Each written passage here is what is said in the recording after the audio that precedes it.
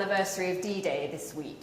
It's an important moment to remember the sacrifice of so many of our service personnel on that operation 80 years ago as they fought to save our freedoms. It's also an important reminder that when our service personnel sign up to fight for our armed forces, that the scale of that commitment knows no bounds. The least, therefore, that we can do as a country is to be there for them when they need us. This is at the heart of the special bond between our armed forces and our nation that stretches back those 80 years to D-Day and beyond. But today, that bond is increasingly fragile. During my own service, I saw firsthand how this Conservative government has begun to erode the offer to our military. Nowhere is this more obvious than in the deteriorating state of the accommodation for our armed forces, whether it's dodgy electrics, failed boilers, or mouldy walls. Too many of our military personnel have been let down. We also now have the smallest armed forces since the Napoleonic Wars, but their workload has not decreased. We're continually asking them to do more with less. We have failed equipment programme after equipment programme, costing us billions and leaving us with dangerous gaps in our military capability, whether that's in support ships for our carriers, armoured fighting vehicles, or transport planes. In the military, you're taught to get involved, to not stay on the sidelines. We say the standard you walk past is the standard you accept. Well, I'm not going to simply walk past while our national security is threatened.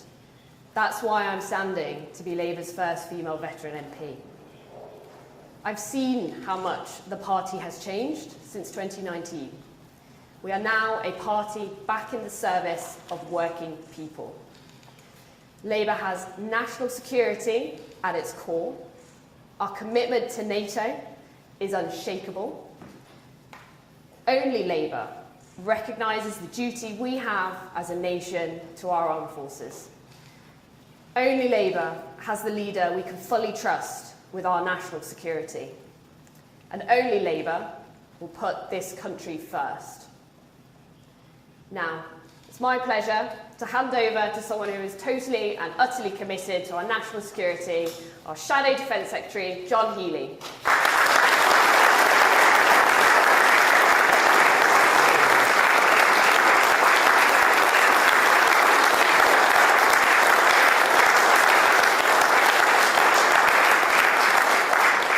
Thank you, Louise.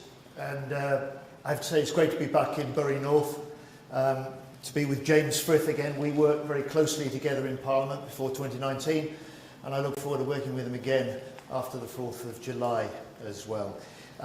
A big thank you to John Harwood and the team at the Fusilier Museum here. Thank you for hosting us, and thank you all for being here. I was talking to your curator, John, Ria Bagshaw at the back there, on the way in, and she said, you know, we've got a good track record in this museum of would-be prime ministers coming to visit. We had Margaret Thatcher, we had Tony Blair, now we've got Keir Starmer. And when Keir first appointed me as Shadow Defence Secretary just over 4 years ago, he said to me, John, never again will Labour go into an election not trusted on national security.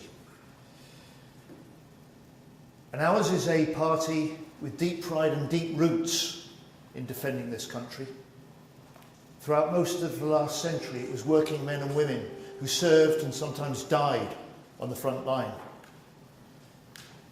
It was a Labour government after the Second World War that established NATO and our independent UK nuclear deterrent. And when Keir became the first Labour leader for over 30 years to visit the Barrow shipyards a couple of months ago to see the nuclear submarines being built, he said this is the bedrock of the UK's national security and the UK's defence. It is the bedrock for the contribution we also make to defending our NATO allies. This is a changed party. The Labour Party is now the party of defence. And if you want proof of this, then it's the record number of new ex-forces parliamentary candidates standing for election on July the 4th. A total of 14 great ex-forces candidates wearing red rosettes, standing for Parliament to represent their constituencies. And I have to say, I'm honoured to be speaking here alongside 10 of those 14. They chose to serve the country in the Army, the Navy, the RAF. They choose now to serve the country in Labour, in Parliament.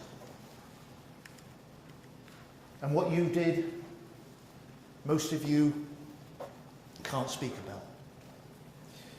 What you sacrificed, most of us cannot know, just as it is with our currently serving men and women in the forces, their families, and the veterans.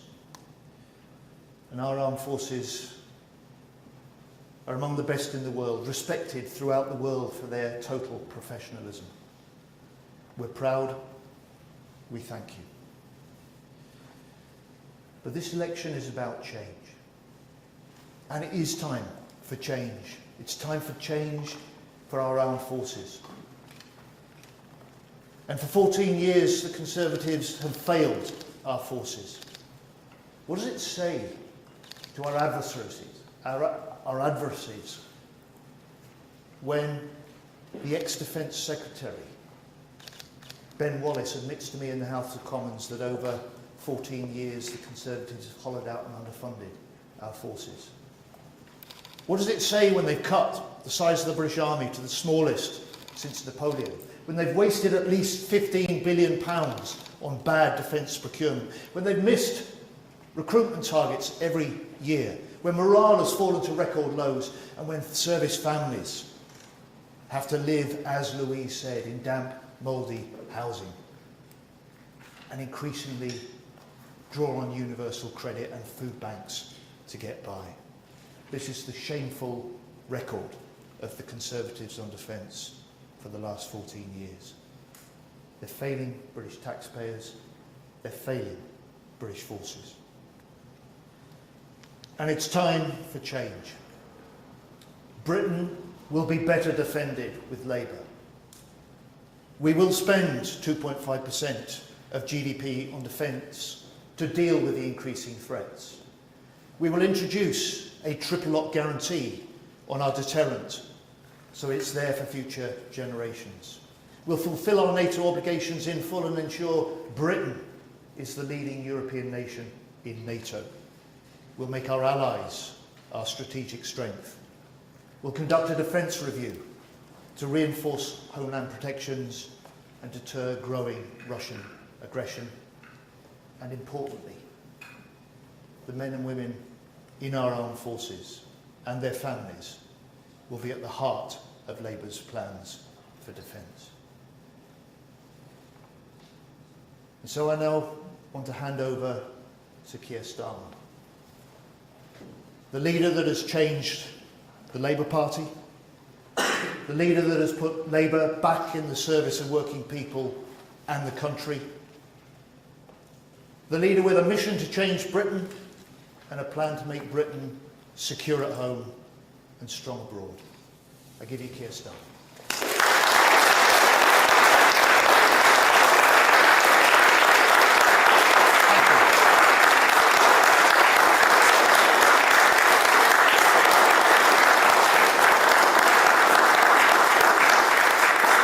Thank you. Let me start by thanking you, Louise, for your service.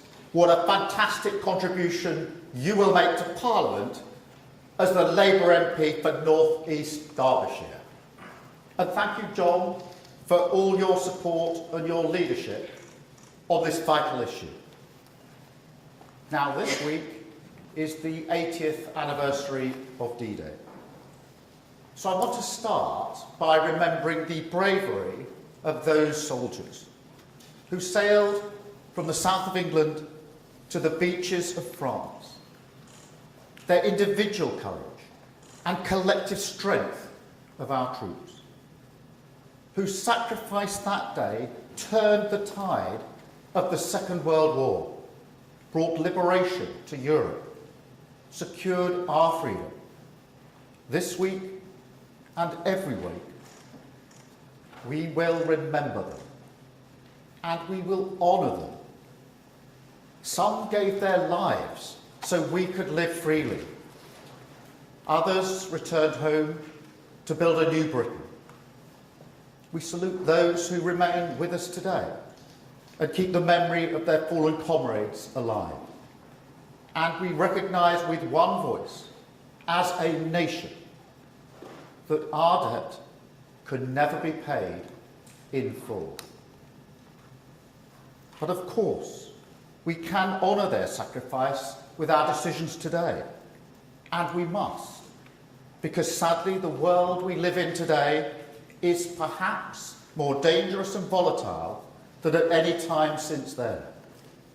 And frankly, for my generation, that's a shock. I remember vividly the day the Berlin Wall came down in 1989. I remember how I felt, a sense of freedom, of possibility, of peace. European countries once again free to choose their own futures, new allegiances being made, friendships forged out of the scars of war. And above all, a sense, as the wall came down, that nothing like that could happen again. An end of an era. I didn't think that in my lifetime I would see Russian tanks entering a European country again. The rumble of war rolling across our continent. Soldiers kissing their children goodbye. Desperate families fleeing across European borders in search of safety. But in that moment, as we saw those pictures from Kyiv, I understood the post-war era is over and a new age of insecurity has begun. An era where the burden of history for people and nations will once again be heavier on our backs. National security is the most important issue of our times, something which, of course, is always true, and which for us, if we're privileged to serve our country, will become our solemn responsibility. That's not something I say lightly. The security and defence of our nation is personal to my family. Like so many families, I have relatives who served in the Second World War. My mum's brother, my Uncle Roger, served in the Falklands on HMS Antelope.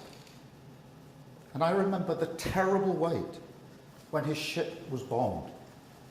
My mum's fear as she sat by the radio every day, listening for news. And then the relief, a long week later, when we found out that he'd survived. So I know the courage, the service, the sacrifice that allows us to sleep soundly at night from our forces and their families. I know it, I respect it, and I will serve it with every decision. It is part of my story.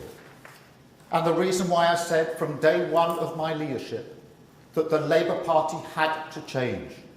Change for a purpose, to respect your service, face the future in this dangerous world, and above all, to keep Britain safe. That is why, with my changed Labour Party, national security will always come first.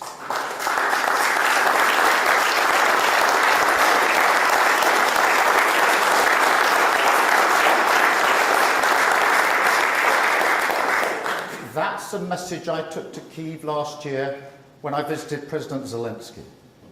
a pledge of unwavering British support in the face of Russian tyranny. But we have to be resolute not just in our support for Ukraine, but also in this era at home. We must face down malign actors who try to attack and weaken our nation, and not just through traditional warfare over air, land and sea, but with hybrid threat to our energy supply, cyber security, information warfare. Now, I would prefer if politics were kept out of this issue, even at this election. Throughout the whole of this Parliament, I have deliberately not been partisan over issues of national security. Yet just before this election, the Tories questioned this Labour Party's commitment to national security. And I will not let that stand. The people of Britain need to know that their leaders will keep them safe, and we will.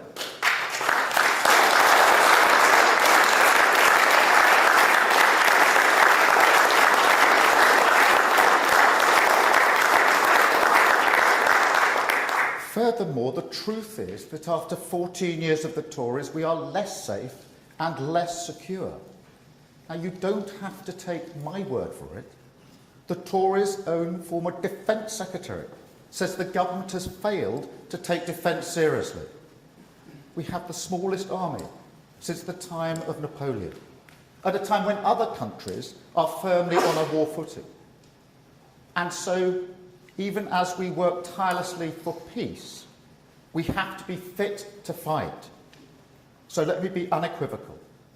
This Labour Party is totally committed to the security of our nation, to our armed forces, and, importantly, to our nuclear deterrent.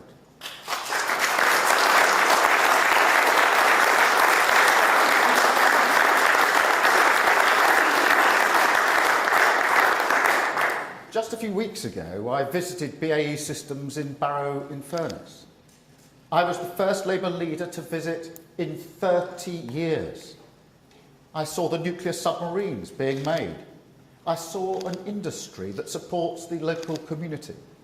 And I met workers who are proud to be doing their bit for our national security. They deserve our full support, and they will get it. The nuclear deterrent is the foundation of any plan to keep Britain safe.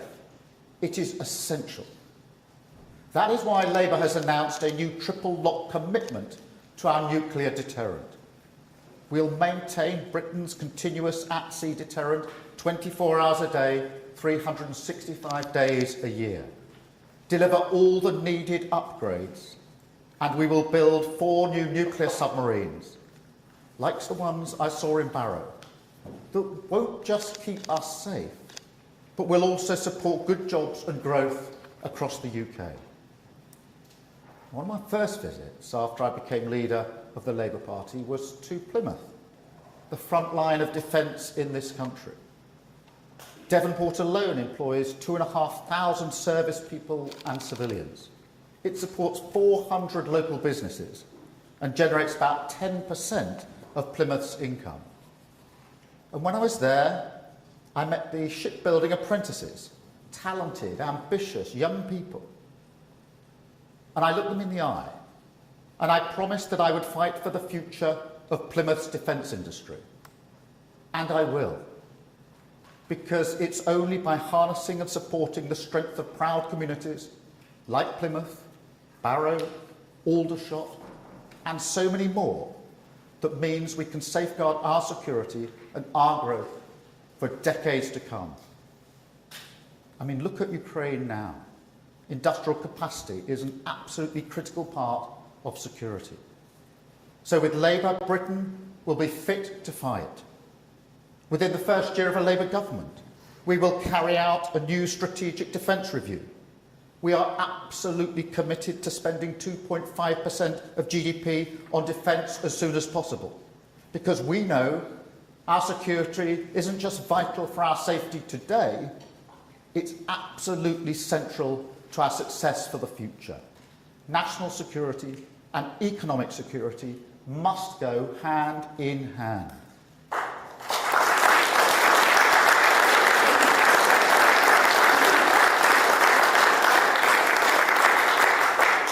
And we also know that playing our part on the world stage makes us stronger and better off at home. So make no mistake, I am absolutely committed to rebuilding relationships with our allies. I went to the Munich Security Conference back in February. I met world leaders from the US, Europe and the Middle East. I met the Secretary General of NATO. And I pledged to each of them that with a Labour government, the UK would be a point of stability in a chaotic world, that we would always meet our international obligations, take our responsibilities seriously, be a leader on the world stage once more. Because when I spoke about D-Day at the beginning, I wasn't just talking about respect for our past. I was thinking about our future as well.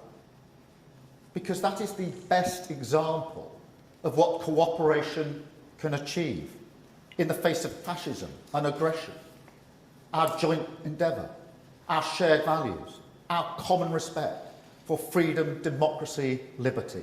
That's what we're fighting for, and that fight never stops.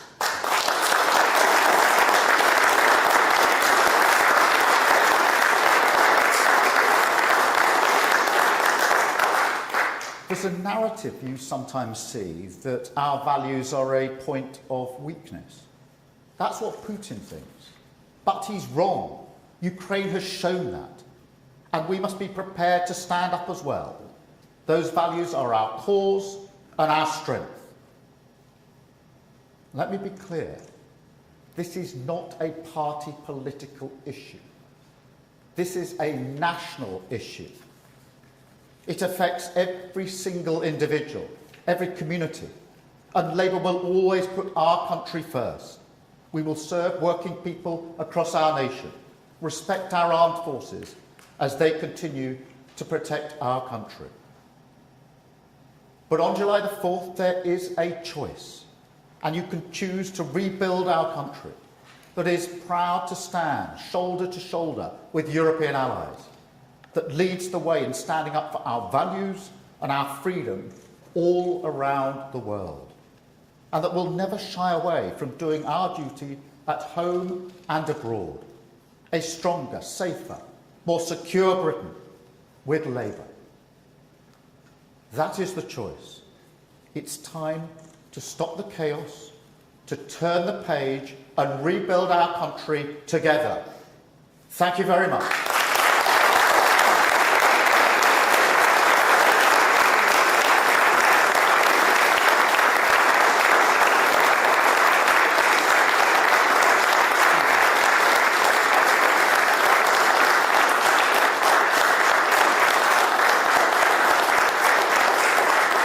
Thank you very much. We're going to take some questions from the media now, starting, Chris, with you. Chris Mason from the BBC. Thank you, Chris Mason, BBC News. Keir Starmer, you could be Prime Minister next month. If circumstances necessitated it, would you authorise the firing of nuclear weapons, yes or no? And has the Labour leopard really changed its spots on defence? The man who could be your Foreign Secretary, David Lammy, in a matter of weeks, the woman who could be Deputy Prime Minister, Angela Rayner, in a matter of weeks, both voted against the UK's nuclear weapons just 8 years ago, as did plenty of other current Labour front benches. How unshakable are their views? Well, Chris, firstly, on the nuclear deterrence, it's fundamental. It's a vital part of our defence. And of course that means we have to be prepared to use it. Now, nobody who aspires to be Prime Minister would set out the circumstances in which it would be used. That would be irresponsible. But it is there as a vital part of our defence. So, of course, we would have to be prepared to use it. On the other point you put to me, look, this is a changed Labour Party. And the most important thing is that I voted in favour of the nuclear deterrent. And if we are privileged to come in to serve, I will serve as the Prime Minister of this country And my commitment to the nuclear deterrent is absolute. Absolute. That is why I voted for it. That is why I've changed this party. And that's why it will be the #1 issue for an incoming Labour government. Thank you, Chris. Carl from ITV. Thank you, Sir Keir. I just want to press you on that point. Angela Rayner and David Lammy both voted against renewing the nuclear deterrent. David Lammy said he was doing so on the basis of his Christian faith. Have you spoken to them about this? Have their views changed? Do they now support the nuclear deterrent? I lead this party. I've changed this party. If we're privileged to come in to serve, I will be the Prime Minister of the United Kingdom. And I've made my commitment to this absolutely clear. And I've got my whole cabinet, shadow cabinet, behind me on this. We have changed the Labour Party. And I know full well that national security, defence of our country is the #1 issue. That is why I voted to renew the deterrent, and that's why I've been absolutely clear on this. I lead from the front. I've always led from the front, and this is an issue I feel very, very strongly about. Thank you very much, Carl. Serena from Sky.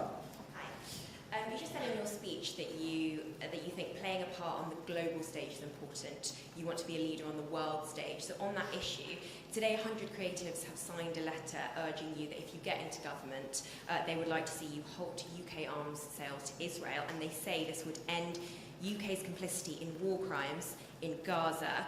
Now, they said it would be a symbolic a symbolic move in line with your vision on change.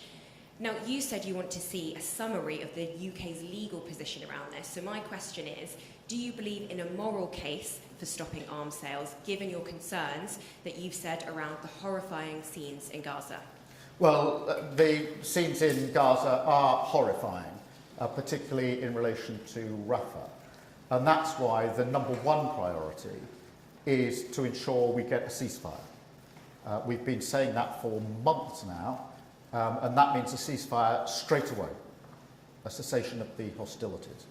Far too many people have lost their lives. Aid is desperately needed in the region. And of course, there are still hostages who are held and have been held for a very, very long time. So humanitarian aid needs to get in. There needs to be that ceasefire. And there needs to be the beginning of a political process that leads to a two-stage solution with Palestinian recognition as a state as part of that process, alongside a safe and secure Israel. So that's what needs to happen. That's where we want to work with allies. And that is important to me. Throughout this conflict, I've been in contact with our allies to make sure that if we are privileged to come in to serve our country, we're in a position to pick those discussions up and work with our allies towards that ceasefire. On the question of the arms sales, it is for the government, obviously, to review the licences. They do it one by one. They have got legal advice. We've been pressing them to disclose that legal advice. And I still press them to disclose that legal advice. Obviously, if we're privileged to come into power, we'll be able to see that advice or commission our own. But look, I will just add this, that the Rafah offensive should not go ahead. And that I think our government should follow the US lead on this in relation to arms sales and review the licences to see whether any of them would be or are being used in Rafah offensive. Thank you. James from Forces News. James. Hi. Given that Labour is committing to the future of the nuclear deterrent today, Sir Keir, have you given any thought personally as to what you might write in your letter of last resort to the commander of the Royal Navy submarine who might have to fire those weapons should you be unable to communicate that order in person? Well, James, my commitment to the deterrent is absolute. As I've made clear in my votes in Parliament, as I've made clear on a number of occasions in speeches and other interventions, and as I made clear when I went to Barrow to see for myself the submarines being built. As to the circumstances in which the deterrent would be used, obviously that is a matter of high confidentiality, and as I say earlier, you wouldn't and nobody would expect someone who is serious about being Prime Minister to disclose the circumstances in which he or she might take action. Thank you so much, James. Amelia from Channel 4. You mentioned your changed Labour Party there several times. Events around candidate selections over the past week have drawn a lot of heat. Is enraging the Labour left actually part of your campaign strategy? And specifically, how comfortable are you with the way Faisal Shaheen's case has been handled? Well, this is a changed Labour Party, and part of that change is being absolutely clear about country first, being absolutely clear about the importance of defence and security, which is what we are doing this morning. And part of it is about making sure I've got the best possible candidates to put before the country. I am delighted that what you're seeing behind me is some of our brilliant candidates who've served their country, distinguished individuals who, as Louise said, have served their country and are now not standing by but want to come and join the Labour team. We've got 14. That's a record. That is evidence of a changed Labour Party. 14. That's the highest number in recent times that we've ever had as a Labour Party. So I make no apologies for the fact that I wanted the highest possible candidates to go into this election. This is a changed Labour Party. It is a Labour Party back in the service of working people, a Labour Party that puts defence of the realm and national security as our number one issue. Thank you so much. Elaine from ITV Granada. Yes, Elaine Wilcox, ITV Granada. Conflict is going on right now in Gaza, but you didn't mention it in your speech just now. Voters here in the northwest have been abandoning you in droves over your leadership or lack of leadership on Gaza. As a former human rights lawyer, do human rights matter in Gaza? Yes, of course. And international law matters in Gaza, and accountability matters in Gaza. And you wouldn't be human if you weren't affected by the images that we've seen, the reports coming out of Gaza, the sheer number of people who've been killed, many of them women and children, and also the knowledge that the hostages are still being held. And I've met some of the families of Palestinians in Gaza who've lost family members. That's extremely moving. Very powerful.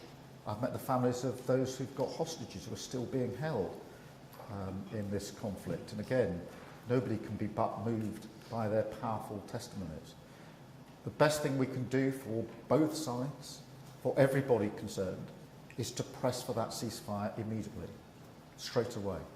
That has been our position for weeks and weeks and weeks and months. We will join with other countries to that end if we get the opportunity to do so. And I think there's a lot of common ground here with other people who I know are deeply concerned about the issue in Gaza, and I'm not surprised. But the first and most fundamental thing is getting that ceasefire, ensuring we can get hostages out. I shudder to think what state they will be in. To make sure we can get humanitarian aid in, desperately needed, and has been for a long time, absolute catastrophe. And then, that duty that we will have if we come into power to play our full part in resolving the conflict in the Middle East for the long term. And that can only happen if we work with our allies, if we play our part on the world stage, and clear the path for a two-state solution. I'm not going to pretend that's going to be easy. I'm not going to pretend this isn't a very difficult starting point.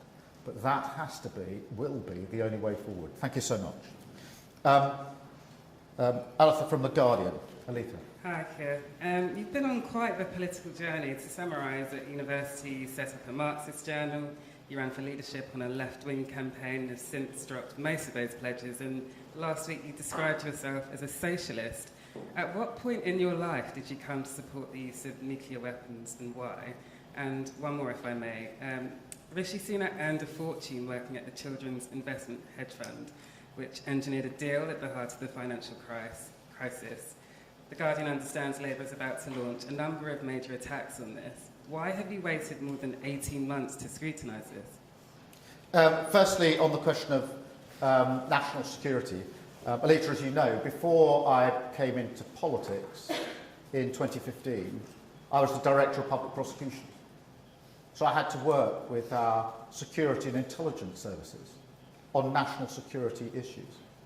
I had to deal with operations where we were taking down terrorist gangs that wanted to destroy the very fabric of our society. One of our operations involved a plot to blow up 7 aeroplanes in the middle of the Atlantic at the same time. Can you imagine the devastation that would have been caused, not just to this country, but across the world? We had to take real-time decisions in those cases that I was part of trying to do my part in relation to defence of this country and everybody that lived here. So I don't need lectures from anyone on national security or the importance of protecting lives in this country. And since I've been in Parliament, I've been absolutely resolute on this issue. On the question of the hedge funds, we have raised this before. I think it is relevant in this election for the electorate, for the voters to know, what did the 2 candidates for Prime Minister do before they came into politics? I was working for the Crown Prosecution Service in the way I've just described, trying to protect those who live in the United Kingdom from crime. Rishi Sunak was making money, betting against the country in the financial crisis. I think that's for him to answer as to what he was doing before he came into politics. Thank you so much. Chloe from the aisle. Thank you. Can you confirm that the percentage of defence spending will begin to increase in the first year of a Labour government, even if you can't specify exactly when you will hit the target? And just quickly, what's your message to would-be Labour voters who want to see more of an emphasis on peace? Just on the 2.5, we want to do that as soon as possible. The first thing we need to do, and we're committed to it, I was the first to say it, and the last time, of course, we were on 2.5% of GDP on defence was under the last Labour government back in 2010. In the intervening 14 years, this government has never hit the target of 2.5%. So that was the last time. We want to hit that target as soon as possible within our fiscal rules. But the first thing we need to do is the strategic review of defence to assess the threats that we face, to deal with the capabilities and to ensure that we have the resource that we need. Now that will take place straight away. It's important because although John and I have had a number of briefings from the government on Privy Council terms, for which I'm grateful, in relation to the intelligence that they hold, we don't know the full picture.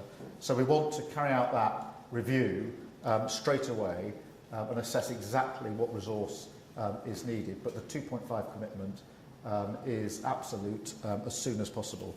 On the question of peace, look, I'm absolutely committed to peace. I don't think there'll be anybody in any political party, actually, Labour or the Tories, who wouldn't be committed to peace, or anybody who serves their country that isn't committed to peace. But for peace, you have to be prepared to fight.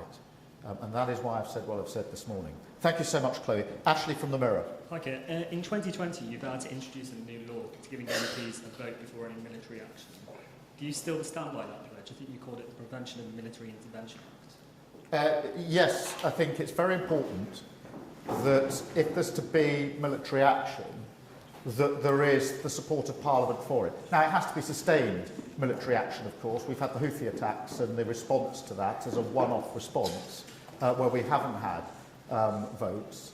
Where it's sustained, I do think, and this is actually something David Cameron effectively introduced, its practice and convention, if you like, because he could see, and I can see, the importance of ensuring that the whole House is behind any action that is deployed. And I think for our armed forces, it is important as well, if it's sustained action, for them to know that Parliament is fully behind the action that they are being asked to take when they put their lives on the line. Thank you very much, Ashley.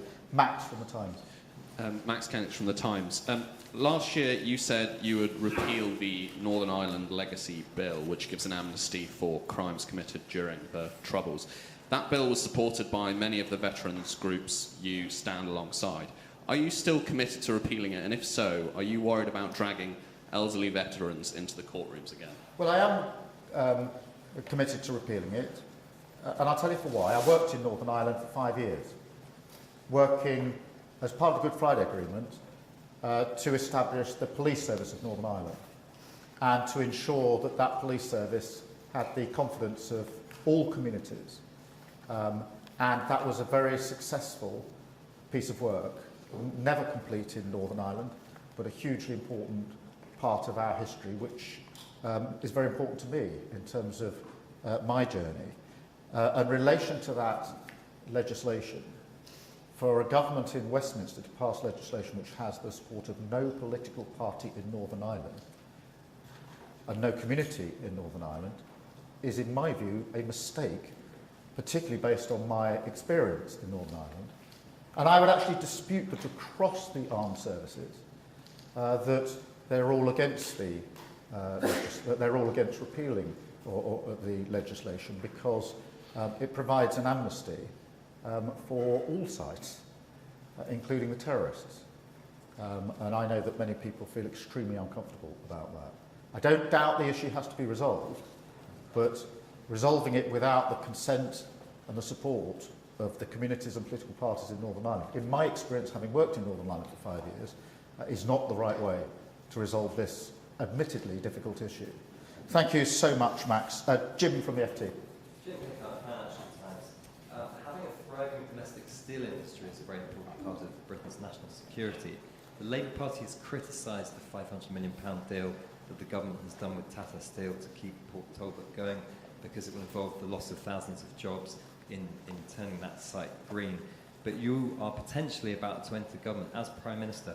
Would you continue that deal that hasn't quite been completed, or would you rip it up and start again with the potential risk of Tata Steel walking away completely from the UK? I'm very concerned about the situation for Talbot. I'm very concerned about the situation in Scunthorpe, because it is very important for us that we have the capability in the United Kingdom to produce our own steel. And that is on the line in relation to what's going on in Port Talbot and in Scunthorpe. So I went to Port Talbot myself, as you would expect, to talk to the workforce there, to talk to the trade unions, to talk to the management, and to talk to the ownership, to have confidential discussions with them, because my number one issue has been to save those jobs that are there, that are at risk, and I've looked in the eyes of those that are vulnerable to losing their jobs, but also the importance of the steel industry. What I wouldn't do is what Rishi Sunak did, which is when Mark Drakeford, as First Minister of Wales, asked Rishi Sunak as Prime Minister for a phone call to discuss jointly how they could save those jobs. Rishi Sunak said, "I'm too busy." That's shocking. I went to Scunthorpe, I've spoken to the management of Scunthorpe and to the workforce at Scunthorpe. Their issue is whether they can get an electric arc furnace in quickly. I've understood the issues and the problems. I'm absolutely committed that we can overcome those hurdles with them. So in relation to Port Talbot and to Scunthorpe, I'm absolutely vested in not just saving those jobs, important though that is, but also to the future of steel making in this country. Because my fear is if we lose it, we'll never get it back, and that will be a backward step. Thank you, Jim. Amy from the Telegraph. Thank you, Amy. Firstly, can I ask, what do you think is the number one threat to Britain's national security? And secondly, on a different issue, do you regret that another private school is closing as a result of your plan to add VAT to fees? Will you take responsibility for that? Well, the number one threat to national security is not taking it seriously enough. It's not appreciating that it has to be the number one priority. The threats are obviously threats in relation to Russia, China, the Middle East, etc., etc. The conflict, I do think most people feel we're in a more volatile world now than we've been for some time. The nature of the threats has changed. As I say, it's not just the traditional way in which threats are carried out. It's cyber, it's information, a part of the attack on us, but understanding national security is the number one issue. In relation to, sorry, the second part of your question, on private schools. Look, I've seen a number of reports of private schools closing. You look at the details, it's got nothing to do with Labour Party policy at all. In fact, I think hundreds of private schools have closed over the last 14 years. And it's about time that that was put into the mix when these stories are reported. Thank you very much. And I'll go to Noah from The Sun. Thank you, Keir. John said earlier that men and women in the armed forces will be at the heart of Labour's plans for defence. So could you please clarify today whether you will keep a veterans minister in your cabinet? Yes, we will. I think it's very important, and so Yes, we've been committed to veterans for a long time. John and I have spent a lot of time with veterans. We're very pleased to have some with us here today. Thank you. Thank you all very much. Thank you for being here. I know it's a bit hot in this room. We can now all go outside and enjoy a little bit of the fresh air. Thank you very much indeed.